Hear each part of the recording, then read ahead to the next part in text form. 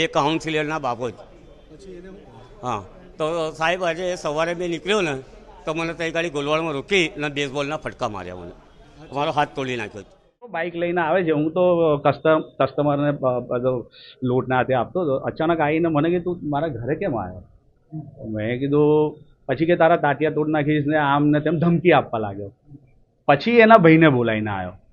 પછી એ નરેશભાઈએ પહેલાં તો એની નરેશભાઈની સામે એ અપશબ્દ બોલવા લાગ્યો બહાર ઊભા. ત્યારે એ વિડીયો ના બનાવ્યો, અને એ મને ઉશ્કેર્યો. પછી હું બહાર ગયો એને જવાબ આપવા માટે, તો ઝપાઝપી થઈ અમારી.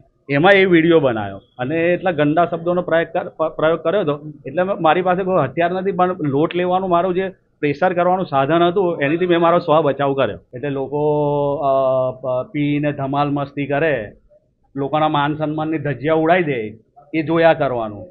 એવું પોતાના ઘર પાસે, પોતાની દુકાન પાસે કોઈ આવીને આપનું અપમાન કરે, તમે શું કરો? ન્યાય અરે વારંવાર મેં પોલીસ સ્ટેશનમાં આની અરજીઓ કેટલી બધી છે, હજારો અરજીઓ મારી પાસે પડેલી છે.